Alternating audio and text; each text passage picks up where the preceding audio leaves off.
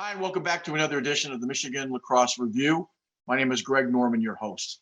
We're lucky enough today to have with us the winningest all-time Division I NCAA coach, the renowned John Danowski from Duke. John had a chance to sit down with us and talk about his early days from Bronxville, some time at CW Post. You're going to be surprised to find out that John's first boss was Tony Seaman, great Tony Seaman. We're going to talk a little bit about Hofstra, his move to Duke after the debacle that happened in North Carolina, and then a little bit about what it's like to coach the national team, and just mostly talk about lacrosse. It was a great conversation. I think you're going to enjoy it. And I found out what everybody else knows, and that is he is one of the best guys in lacrosse. So John will be up in a second. We hope you'll stay tuned. And thanks for the guys in the back. We'll be back in a second.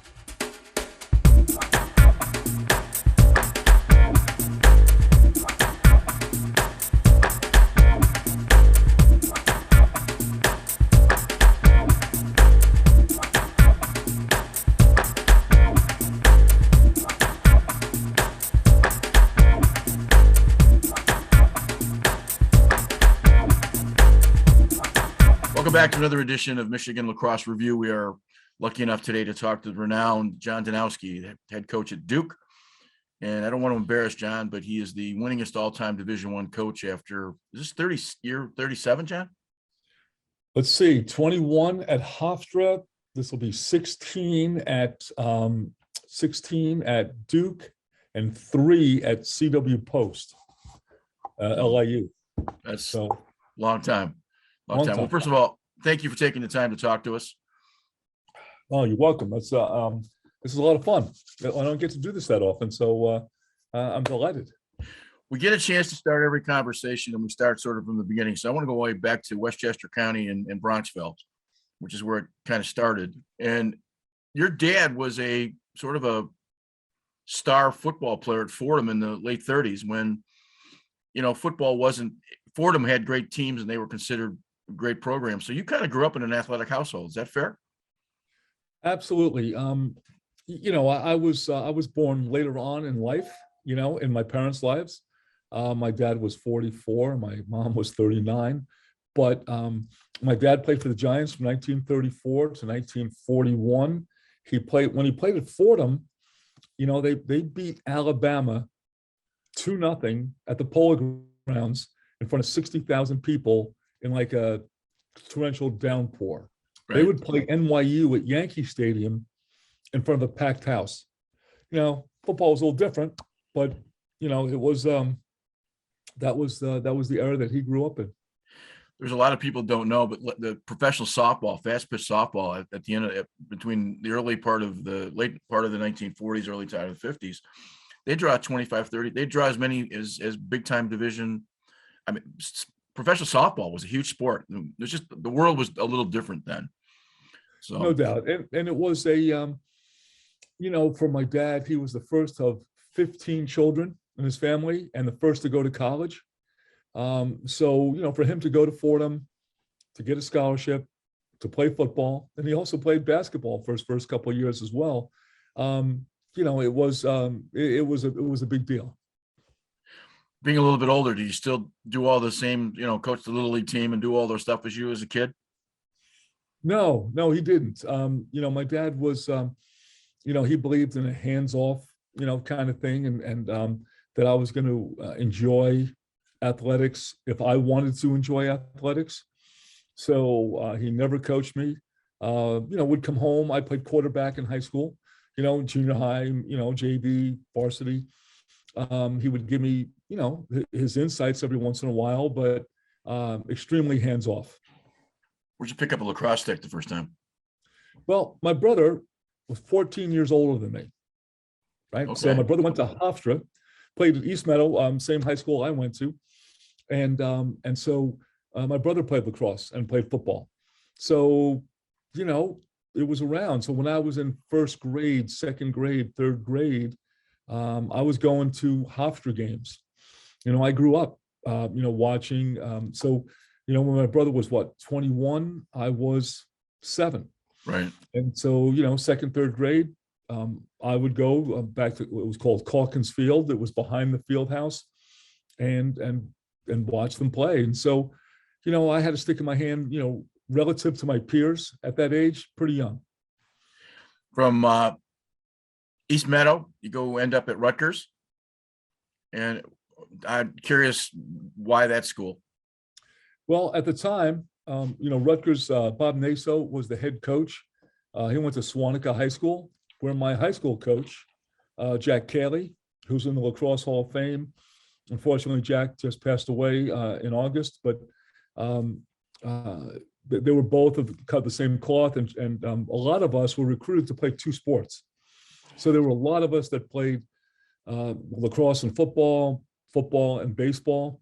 That wasn't unusual. Rutgers football at the time, we played Columbia, Lehigh, Lafayette, Cornell. It wasn't Big Ten football. We didn't have spring football was after the school year was over. So my scholarship actually was a football scholarship, and but also could play lacrosse. You were a point guard on the lacrosse field. Your records, a couple of records still stand at Rutgers. I think you're recorded as having 13 assists in a game. So as a quarterback, did you see the field as more of a point guard feeder than you might have been as a natural scorer? Yeah, I think, like in high school, like a lot of kids our age, I played three sports. I played football, basketball, and lacrosse in high school. And, that part of it came relative, and maybe I was a little taller. Maybe, I was behind the cage. I like playing behind the goal. I like seeing the field. I like, distributing the ball. Maybe it was a psychological thing that I wanted to make friends. I wanted to throw them the ball so they could score. But it was, I always felt that was kind of my role. And, I worked hard, to be good at that. I was a college quarterback and a high school quarterback. You also played at quarterback. Did your offensive philosophies, you tend to be more of an offensive guy than a defensive guy? Not to suggest that you're not a good defensive coach, but you're renowned for understanding, your offensive stuff. Did a lot of that come from football, being a quarterback? Absolutely. A lot of it comes from, and even from basketball as well. A lot of it comes from what we call the athletic IQ. The ability to play with your head up, the ability to anticipate openings, the ability to, a little bit, from basketball, it's a little more improvisation, which is a little bit similar to our sport. But in football, we take the fundamentals and the drilling down of the fundamentals so that you can, come game day, you can make your own decisions. I marvel that in high school, I was allowed to call all our own plays. The coach trusted us. Right. That every once in a while, but they taught us how to play. Right. They said, hey, listen, if it's third and short, this is what you should consider. If it's, second and medium, if it's first and 10, they taught us how to set up a defense. They taught us how to, and then they trusted us. You marvel even in the pros, with a minute to go, the pro quarterbacks are still listening in their headsets, that they're not trusted that they can make their own decisions. Is it a fair argument, though, the playbooks were a lot smaller in those days than they might be now?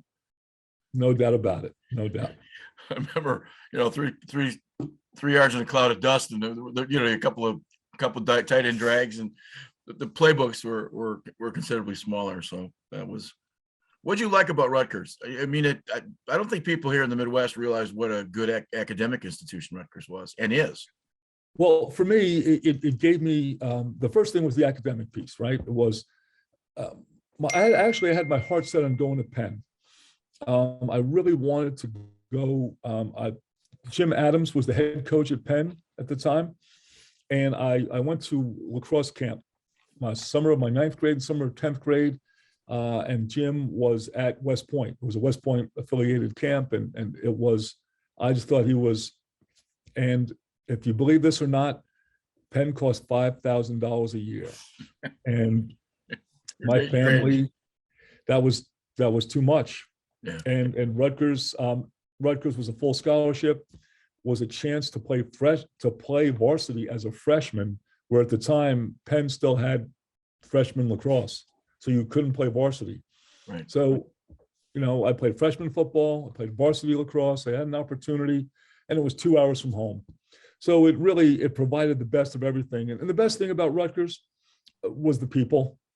I have friends to this day, Artie Diamond, Jim Tatum, Bobby Rhodes, Rich Marabito, Eddie Hogovic. Those guys I still stay in touch with, that I love dearly. And for me, that was the best part, was the relationships. John, what was your degree in? My degree is in environmental science education. So I wanted to change the world. I wanted to be in the, test coliform levels and streams and, just, make a difference in the world. The last thing I ever wanted to do, since my father was a teacher and my brother was a teacher, I did not want to be a coach. Okay. So science was at a time when 3 Mile Island, and I mean, the environment around us, Nixon started the EPA in, I believe, 68, 69, somewhere in there. And all our, our coursework was designed to, to make us think and to make us, believe that, that we can make a change. Okay. Well, you graduated from Rutgers in 76, am I correct? Yes, sir. You don't run into Tony Seaman, and we're going to have that conversation in a second, for CW Post until 82. So between 76 and 82, I'm assuming you were a working scientist? Well, let me tell you about Tony Seaman. Been running into Tony Seaman in junior high. I played for the Woodland Warriors, right? We're a very proud group of student athletes. Mike Nastry was our lacrosse coach. And we had this really sophisticated system in the school district, where if you were a 7th and 8th grader, there were 3 junior highs in the district, and you just played in the district. There were two teams, 7th and 8th grade teams, and the 9th grade team traveled to the different towns. So that was kind of like the varsity, right? So we go undefeated in 8th grade. 9th grade, we're cruising along, and we haven't lost, and we go to Limbrook Middle School, and Tony Seaman is the coach. And we lose our only game of the year in 9th grade to Limbrook, where Tony Seaman was the coach, ironically. Wow. And then later on, I end up working for him. But between 76 and I get my master's degree at LAU in college student development and counseling. And I coached football at Jericho High School for a couple of years under Al Gayrod. I coached football, basketball, and lacrosse at East Meadow High School. Okay. I coach JV lacrosse at Seaford High School. I do a combination. I teach 7th grade science in the Belmore Merrick schools. I get laid off. I bartend. I go back to teaching again. I run a residence hall at CW Post and at Farmingdale College. So I do a whole bunch of things in between. You didn't want to be a teacher, as you said earlier, but you ended up being one for a while. That's what my first job, my first full-time job, I am teaching 7th grade science. I don't remember the level of non-teaching coaches being what it is now. I mean, it seems like non-teaching coaches at the high school level, certainly not the college level, but the high school level, that seems to be more the norm. When we grew up in a time when it was usually the gym teacher, or it was the history teacher. I am so sad for that. My experience, I just had lunch at Christmas time with 2 of my former teammates and my 9th grade lacrosse coach, Mike Nastry. Mike was a huge part of our development. He was also the wrestling coach, had an unbelievable wrestling record, unbelievable lacrosse, never wrestled and never played lacrosse, but was a tremendous teacher. And we learned so much. And I can rattle off the names of the men who coached: Jim Coyne, John Bozzella, Sam Fife, Mike Nastry, Alan Lowe, Jack Cayley. All of my coaches in all the sports that I played in junior high and high school were our teachers. So they knew who we were. They heard about our behavior in the classroom. They saw us in the hallway. They kept us in line. They cared deeply about us. And it was an unbelievable experience. My son and daughter at Farmingdale High School in Long Island had the same thing. They had the same experience that I had, and I'm very grateful that they did. Yeah. But not all young men and women are getting that experience now. Growing up, was lacrosse on Long Island and in Westchester County? Was it was it a staple like it is now? Was it? It was a big deal. Yeah, it was a Okay. big deal. I can tell you that when we were in junior high, we aspired to be like the guys at the high school. Right. We aspired to be like Dougie Mayer and Jimmy Wormelinger and Neil Koenig and Charlie Hardy and all these guys who were our idols, when we were in junior high. When we were in high school and we played for the Long Island Championship, we played at Hofstra Stadium. Eamon McEnany, Yep. right, of Cornell fame and Hall of Fame, and who we lost at, in 9/11 in the Towers. We played in front of 5,000 people, on a Friday night. And that wasn't even for the county championship. But high school lacrosse was a big deal on Long Island. I always think is that we're having these cultural discussions, how the Native American game became a prep school sport. And I was found that with the transition, and I'm not sure where that happened, but you wouldn't think that. I think it's a fun kind of thing to think about, because we tend to think of, not now, but in those days, you thought of lacrosse as a sort of a prep school, private school kind of game rather than what it is now. And I think the transition's been good for the sport. For us, I mean, it was a blue collar, the guys you saw in the fall in football, the guys you saw in the spring, Eamon was the quarterback at Sewanaka, Ernie Olson, was a quarterback at Massapequa and was their, star Attackmen. Right. It was like there was this crossover and there were great rivalries. And it was, and we all came from similar towns, Long Island at the time was just like one big town, just divided up into a lot of little ones. As you're working through those 3 or 4 or 5 years doing all of those jobs, you finally get a chance to be an assistant coach at CW Post. Was it at that point you figured out that maybe this was good to be a career, or would it take some time? Because even in those days, I can't imagine an assistant coach at CW Post was making enough money to buy a pizza. $1,000. It was. It was. And what happened was that the spring before, I was coaching. I was actually playing club lacrosse for the New York Lacrosse Club, and Tony Seaman was our head coach.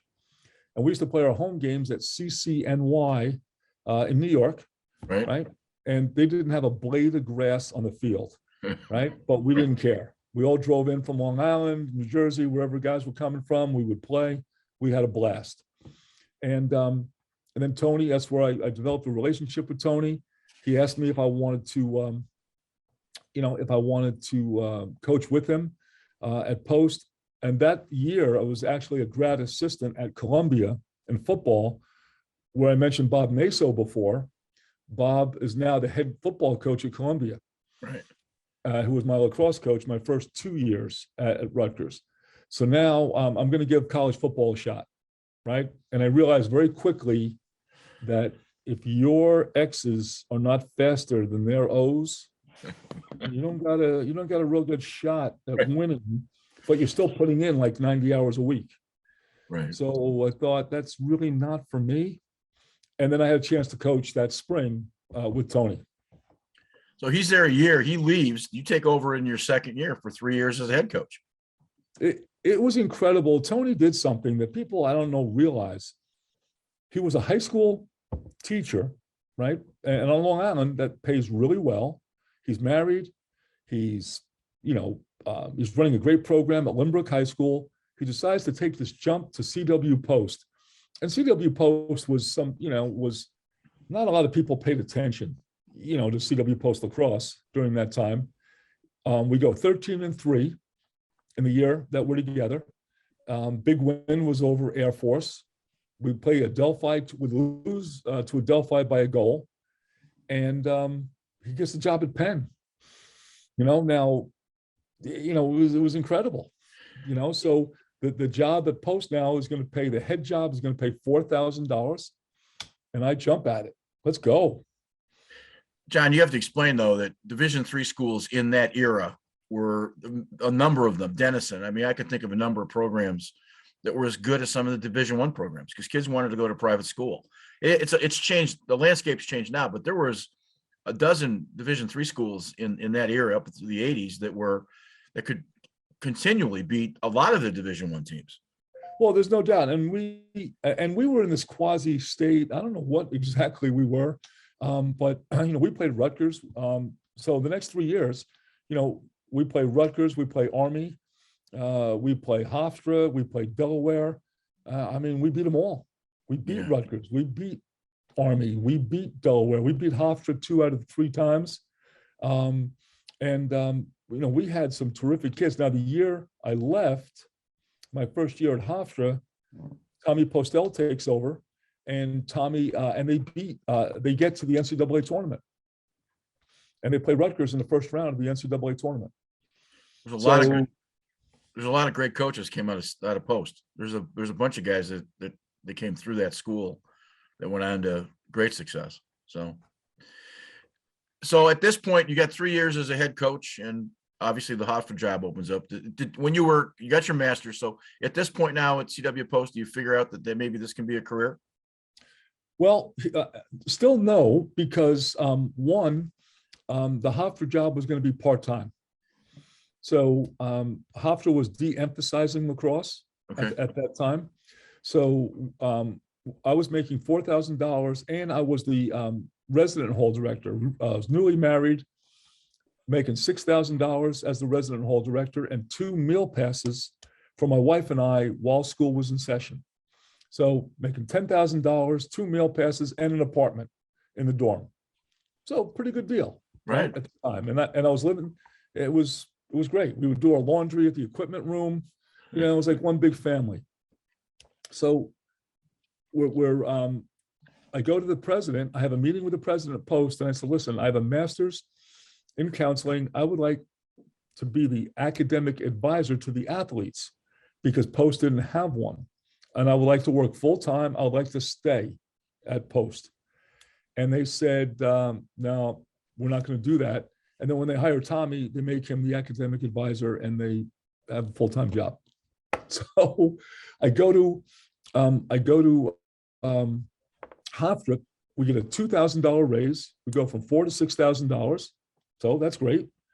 And now I am a guidance counselor at the Wisdom Lane Middle School because I went back to school at Post. I got my credentials in schools.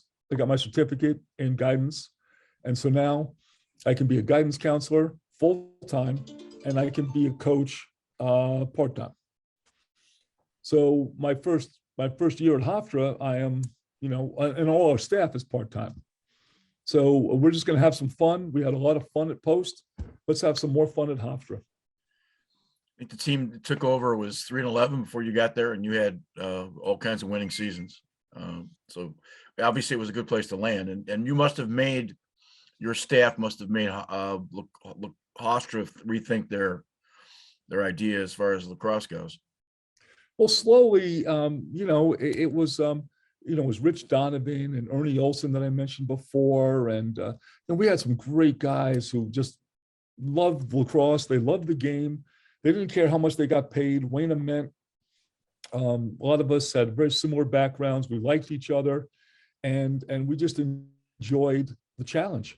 And the kids who came to Hofstra, had an edge. They wanted to prove something. They wanted to prove they belonged.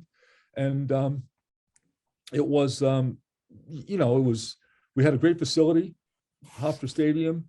It's not what it was today. And certainly, the expansion and got better, but, we had a lot, and it was a good land. It was a good spot to be. In all those 21 years, was most of your recruiting done on the island? You didn't, did you venture far out from the island to recruit? No, we had a really neat pipeline with Corning East High School, where Mike Laudenslager and John Hall and Doug Altmansberger, came. Tony Alexander was from Syracuse. We had a couple of Canadian players. We had from Western Canada, we had Mike Morrison, Ethan Iannucci. We had we would try to get a kid one a year from Maryland, Eric Feitz and Lindsay Hargrave, Boys Latin, and John Edwards from Calvert Hall, and we tried to get somebody from there. We would get 1 or 2 transfers from Nassau Community when Rich Speckman had it rolling, so there was 1 or 2, and then there would be somebody who would come home. who didn't work out somewhere else, and maybe somebody came home from somewhere, Ryan Kelleher from Rutgers, or, that happened every once in a while as well. So we were a little bit of the land of misfit toys, somewhat, where we were a conglomeration from a lot of places. But we tried to make it work. What was the best part of Hofstra? The people. I'm Same going thing. to tell you, you may not, people don't know this, and I don't know why this is written, but there was a time where Jay Wright was at Hofstra with us. Dan Quinn, who's the defensive coordinator for the Dallas Cowboys. Tommy Ryan, who just won who's the wrestling coach at Ohio State, who's won a national championship. Raheem Morris, who's the defensive coordinator of the LA Rams. Joe Woods, who's the defensive coordinator of the Cleveland Browns. Kyle Flood, who's the offensive line coach at Texas A&M. Joe Amplo, Seth Tierney, Tom Pecora, who was the head coach in basketball at Fordham, is now at Quinnipiac. We were all together at the same time. Shelley Clace-Balcom, who won a national championship at James Madison in women's lacrosse. We were all together making very little money, hustling for resources, and, loved every second of our time together. And we really liked each other. Because it wasn't Ivy League, do you have to work harder as a coach in Austria during those years? Absolutely. There were towns that we wouldn't even think about recruiting. I wouldn't think about going to Garden City or Manhasset. You could offer a young man at Garden City a full scholarship, and they would rather pay, full boat to go somewhere else. And I'm not saying an Ivy League school, but someplace else, even a Division III school, than to send their son to Hofstra. And I listen, we understood that. So, we didn't waste time. But for the right students, it was the perfect place. Okay. I've asked this question of everybody that I've interviewed from Long Island. I was a box guy from Canada, but we always used to hear about Long Island Attackmen. They were the best. It was a reputation that was, I guess, well-deserved. Is that something you knew about? Is that something that you believe in, or is it just another urban myth? I think it's a bit of an urban myth for sure, but Jimmy Lewis, at the Naval Academy, who played at Uniondale High School, if you read The Spirit and the Stick, Yep. the book, Jimmy is, he was the first, and he was the first guy who could, really put Long Island, I think, probably on the map. And then you had men like Alan Lowe, who played at Maryland. I don't know if Jack Heim was a Long Island guy. I think he was. He played. There was this list: Eamon McEnany, for sure, and Mike O'Neill at Hopkins, and and on. But Right. it was there was just this. There were a lot of great players, but the best are probably that's never really interests me. No, I get that. I would just sometimes it's we're in the ski world. You can't build ski racers in the Midwest because you have 300 vertical feet. And we started doing lots of laps at places like Buck Hill and local places here in Michigan. And lo and behold, a lot of the great skiers now, Michaela Schifrin and Lindsey Vaughn, all came through our programs. Wow. We found a different way 20 years ago to put kids on hills that can't replicate 8,000 vertical feet. And if you work hard at it, there's always ways to find it. We've got a pretty good pipeline to the Olympic program now because the programs we developed for us because of our geography worked. So you can skin a cat a number of ways. Well, I do believe this. I do believe that coaching plays a big role in that. Certainly, natural ability is, you can't do without that. But, it's like if you come to Long Island and you go to Nassau County, and there are certain schools that are great in wrestling every year. Right. Why is that? Because usually there's somebody at the top. There's a Pied Piper, who's a missionary to his sport. So, some schools are track schools. Wow, why are they always good every year? Why is that? And again, it's those men and women, who have this vision and belief and passion that's contagious. Yeah, there's no doubt. Well, you had 8 champion. You went to the NCAA tournament 8 times at Hofstra, and I don't want to get into the whole Duke things prior to, but I got a couple questions. Matt went to school there. Your son went to school so now all of a sudden the collapse at Duke and all of the stuff that went on there, this comes on your radar. And I'm not sure a lot of people knew that Matt was there already. Why didn't Matt go to Hofstra and play for you then? Because the academic piece. Okay. I said to him, first of all, Matt was took AP courses. He was honors English, got 100 on the English. I said, listen, lacrosse is a means to an end. The people that you're going to meet, the challenges that you're going to have in the classroom are going to set you up for that next thing in your life. Not that you couldn't do that at Hofstra, and you could, but you're not coming to help me with my job or my career. This is my career. Your career is yours. And I wanted him to get the best education possible. And so, Duke being a top 10 institution in the United States, how can you, how could you pass that up? 21 years at Hofstra, great career, great, everything going well. And then you decide you have the component of your child playing there.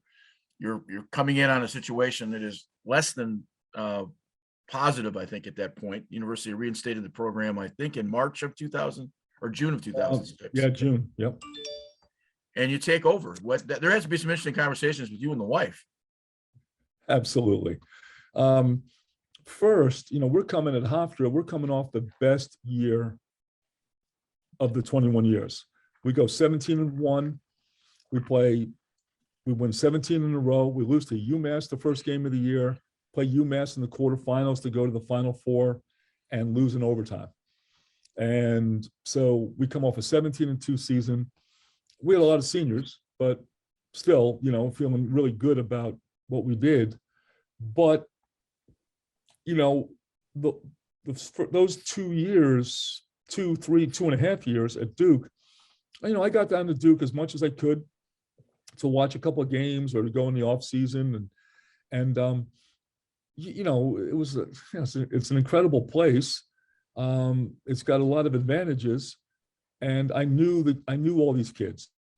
I knew of them. I knew them a little bit, and I knew Matt's peers, better than the others.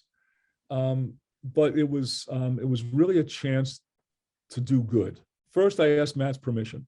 Can I apply for the job? Should I? And he said to me, Dad, the place has everything you would want as a coach. Then I asked my wife, and my wife said, you can go, but I'm not leaving for a year until this whole thing gets settled. Okay. And she was working full time as an ultrasound technician. Okay. In a local doctor's office. My daughter was a grad student at Hofstra in education, so she was at Hofstra and she was working in the financial aid office. And my wife, so they could stay, and I would go down, and it wasn't bad, right? You're married for 25 years, you get a year off. That's how we kind of looked at it. And so for the first time in my life, I had my own apartment, and I'm living right across campus. But the big thing was, how many times do any of us in our sport get a chance to do something good? Yeah. And it wasn't about lacrosse, and it was about righting a wrong and getting these kids back on track. Before you said yes, did you have any conversations with Mike Pressler? A lot. Mike was it probably, if it wasn't for Mike was almost a pain in the butt, how hard he was pushing me and pushing for me. And I didn't know whether that was good or not, but he was absolutely phenomenal in the process. And I've always been very grateful to him publicly, very grateful for his support behind the scenes, and he really pushed me. And it wasn't until a conversation I had with Larry Lomedy. Peter Lomedy was Matt's year, and Peter played at the Landon School, and I was talking to him it was a Sunday night. I remember being on my front porch, and he said to me, there's only one guy that these kids would play for. And I said, well, who's that? And he said, you. And then that got me thinking, like, wow, spent my whole life really on Long Island. New Jersey's like Long Island, How? This was how? People the same. Hey, get a slice of pizza, like, come on. Right. Yeah, we bagels, have yeah. Bagels and pizza are the same. No, I understand that. Your wife decides to stay home for a year because she's obviously not sure. Mm-hmm. You have to have some reservations. And so my follow-up is, and if you didn't, that's fine. But if you did have some of those reservations in the back of your head, when did you know when you landed? When did you know in that first part of that process that you knew that this was going to be the place? Was it the 2007 championship where you got beat? No, it was immediate. It was Chris Gabrielli, who was one of our assistants with Kevin Cassis. Chris's father went to Duke, and Chris was at Butler at the time and newly married, and he was he came with me, and it was like Chris and I, like we were in Wonderland, and we would look around and say, "Do you believe this? Do you believe that?" I would go to my first coaches meeting we had in the media room in Cameron Indoor, and Coach K is at the meeting. And I'm like, look where I am, look what I'm doing. This is unbelievable.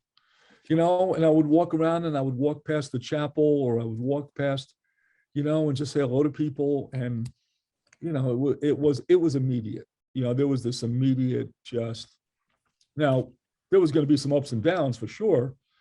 But, and again, I never for a second thought I could ever, be at a place like Duke. I mean, that was never in my thinking, never in my wheelhouse. Why? Because, when you grow up with some humble roots and you kind of scrap as a part-timer and you scrap, there are the blue bloods of lacrosse, the tradition, and I get that.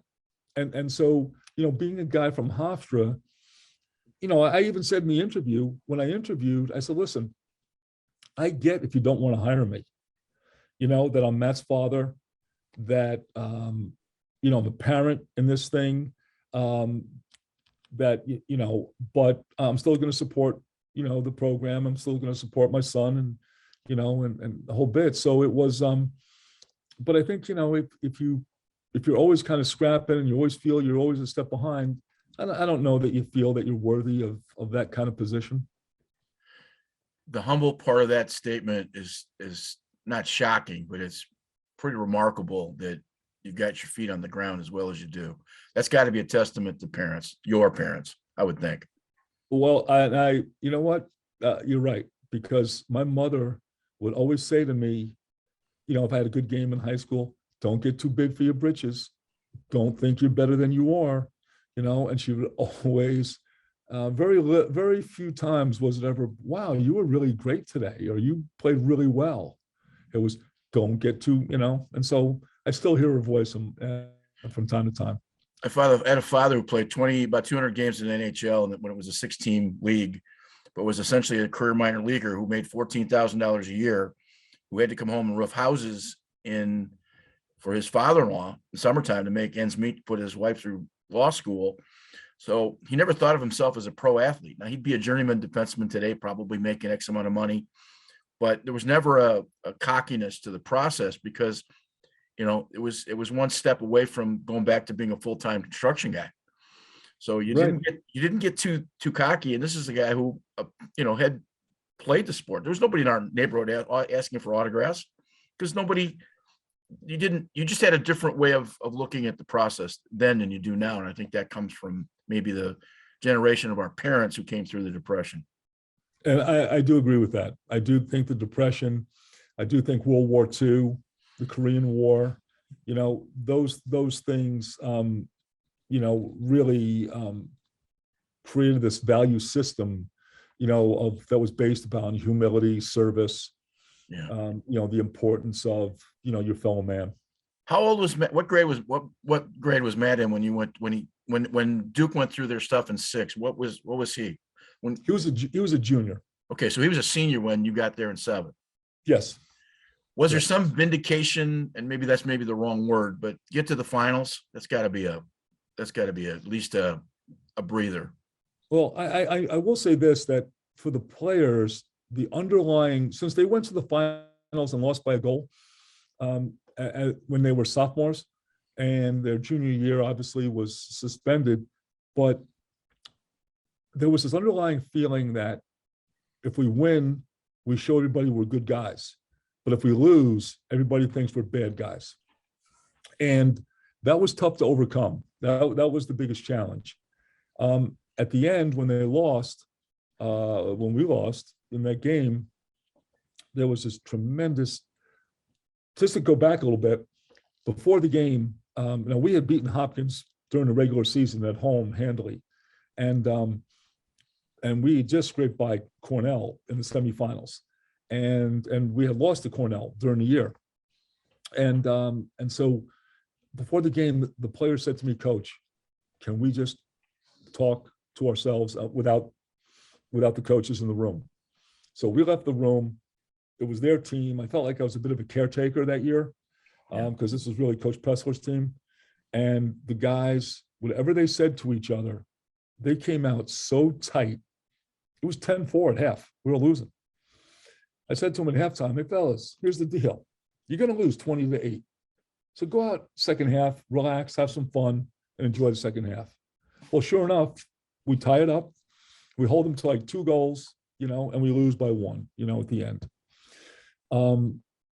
The amount of emotion that was let out in that locker room, I had never been a part of anything like that. It was incredible. Yeah. These kids wanted to win so badly, and perhaps for the wrong reason. Okay. Not just because it was a competition between 2 teams and it was a chance to win a championship, but they thought that this was going to vindicate them from all the vitriol and all the bad things that were said. The Black Panthers, all the things that were said to them and about them. And so, it got a little bit overwhelming, I think, for them at the end.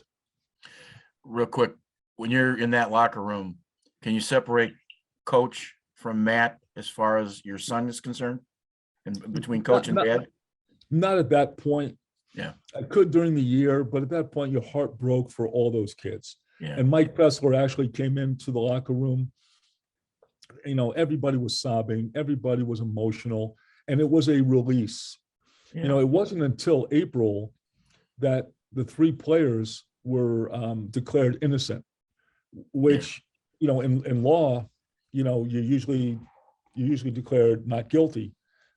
So that was rare, but those guys had to live with that all year. They had to live under this strict kind of pressure, that was put upon them. And it was put upon them from external sources. And but they held up, valiantly. I mean, they were incredible all year. I thought ESPN documentary was about as well done and scripted in a way that you watch the first half of it and you're angry, and then they released the timeline of the way things happened, and you realize that sometimes things just happen beyond your control. And I think that was it was a lesson for everybody. And I think it's I quote it a lot when we start having political conversations about don't jump to conclusions, because sometimes things are not what you seem to think they are. And I think that's the lesson we learned. To move on a little bit, I don't want to keep you all day, but I got a couple questions. We've had the luck of having Kevin Corgan on, CJ Costabile, and Scotty Rogers. 2010 overtime, 4 seconds, it's over. The only guy I haven't had to ask the question, what was the first thoughts in your head? Because you jumped about 40 feet in the air. Well, first of all, that's, I kid around. I tell people, "Oh, we got in the huddle." I said, "Hey, CJ, why don't you just win the face-off, run down and score, and get this over with?" That's certainly the last thing that I would ever say. Right. But I think that I thought about all the coaches who don't get to be in this spot. I thought about all the guys who do a great job, like a Greg Cannella, at Cornell, and the guys who are sometimes you do a great job coaching all year and you're 500 because that's the talent you have relative to the talent you're playing. And there's so many great coaches who didn't get the opportunity that I got. Right. And I got lucky, I mean, going from a $4,000 guy to a $6,000 to to being a Duke, I was really fortunate, as I moved along in my career. And that's what I thought about. I thought about all those guys, and I thought about my assistants who didn't get a chance, the Rich Donovans and Ernie Olsons, who didn't get a chance to experience this with me. That was, I don't know if that's weird or not, but that's what I thought about. Your remarks to Kevin. Kevin was very happy of he just thought it was class. You said some very nice things to him. And it was a moment. You won the 3. Is that one of the bigger moments in your career at that point? That was a significant moment because it just, the guys had lost, and before I got there, they lost by a goal. We lose by a goal in 2007. The guys were granted this 5th year of eligibility, and it was the last go around for the guys who were around in 2006, Right. And so for that, it was really, it put and it takes time. It takes time to learn how to coach in the Final Four. It takes time to learn how to, what Charlie Toomey did that one year with Loyola to get to the Final Four for the first time and win it. Right. He's been the only guy I think that's done that. Yeah. And it's not easy. And so it was significant, but not, the next day is the best day. Sure. Well, 3 championships. You've had a great career at Duke. Just briefly, you get a chance in, I believe, 16 to pull on the national colors, which is a whole nother level of opportunity. And you've been fortunate enough to have coaching staffs and players that, are second to none. What's it like coaching the national team for you?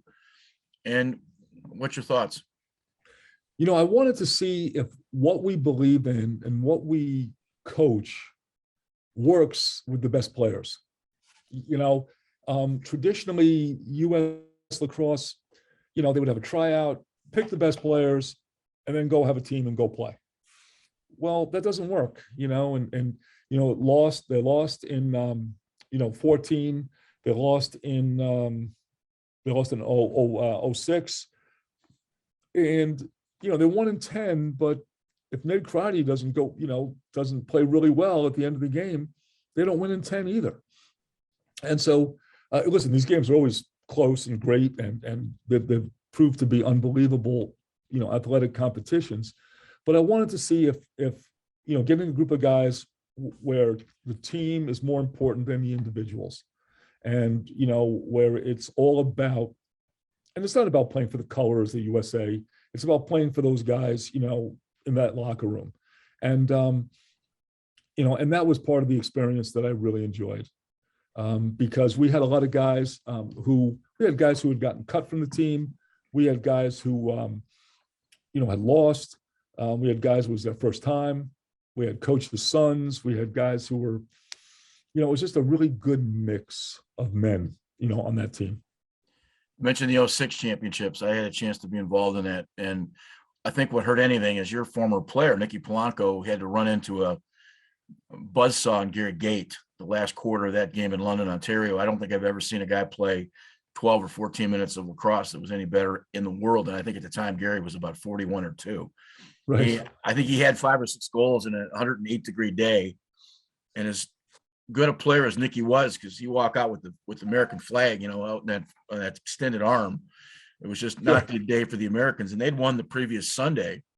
But I got to tell you, the other guy on that team, Kevin Cassis on the U.S. team, we roomed across the hall, and I had I think a 12-year-old son at the time. He still has Kevin's gloves from that championship, because Kevin was such a good guy to my son, who worked the sidelines for Dave Sanderson and some of that stuff. So it was a really cool experience. John, you said something about words. You came to a conference here in front of coaches. This is 10 years ago, I think. Yep. And one of your paradigms was beat your man, score a goal. That was something you used. I have used it ever since. So my question to you is, the least amount of words to give it the best meaning is kind of your approach to the way you coach. Is that fair? Yes. Yeah. I mean, everything that we try to do, the game is spontaneous. It's athletic and spontaneous and action reaction. What is the defense doing, and how do I respond, and what do I? So we give guys some structure and we try to teach them, but ultimately it's their game. It's like how I would like to be coached. Like, show me my options, but then come game time, trust me. Trust that I'm going to be okay, that you prepared me well. And we try to do the same thing. We try to use terms that are simple, that are meaningful, so our guys can communicate to each other. They can communicate to the coaches, during the heat of the battle, that where it makes sense. And, we've expanded upon a bunch of those ideas, but we still use that term. Yesterday, I used it. I asked that because I went to the U.S. Lacrosse Convention last week, and then every presentation I sat through, it was like I should have been an MIT engineer. The Right. wording and the subjects, and as a former editorial guy for the New York Times, words become precious to me, and the least amount of words that I can describe something and still get my message across becomes kind of that point. Because the second paradigm, if you don't beat your man, pass the ball. It's not Right. a hard process. So, last couple questions. You've had an unbelievable career. I can't tell you how much I've appreciated you talking here. You're and this is a question I asked Bill Tierney. We're both sort of in the fourth quarter of our coaching careers. So my question to you is it more heightened that you're appreciative of it? Is it the same thing as it was 10 years ago? And how long do you think you're going to do this? I think that Bruce Springsteen said it best. When you see the light at the end of the tunnel, you focus a lot more. You bear down, and I think and I can relate to that. I can relate to enjoying each day, each practice, enjoying the having fun. And as long as I can have fun, and as long as I can enjoy each day, I'll stay as long as they'll have me. At some point they may throw me out, and at some point it might just be prudent for me to ride into the sunset. But right now it's we just had our official visits this past weekend, and you look at the excitement of the parents coming in and those future freshmen next year. It still gives you goosebumps. You still get excited about the potential in the future, and the opportunity to have an effect on a young man's life. John, I want to thank you so much for the time you spent today, and I appreciate everything. And I hope you have just a great season as always. And you're such a first-class guy. You're obviously a tribute to the sport. And I go back to our parents. I think God bless them, because they did a great job. Well, thank you, and I'm with you on that. And if I can do anything for you guys at any time, please don't hesitate to reach out. This has been the best interview I have ever experienced. Well, appreciate by far. that. That's very By nice. far. I'm not kidding. This has been, the questions were terrific, insightful, and I've really enjoyed the whole time. Thanks. I just wanted to thank John Danowski for coming aboard today and talking a little bit about his career and about lacrosse. And he was very complimentary about what we're doing here at the Michigan Lacrosse Review. And I can't tell you how much I enjoyed this conversation. When you meet the chance to get to meet your heroes and they turn out to be what you expected, it's a wonderful opportunity. So for all the guys in back, we'll be back next week with another show. We hope you enjoyed this one. So thanks again to John Danowski. We'll be back next week. Thanks.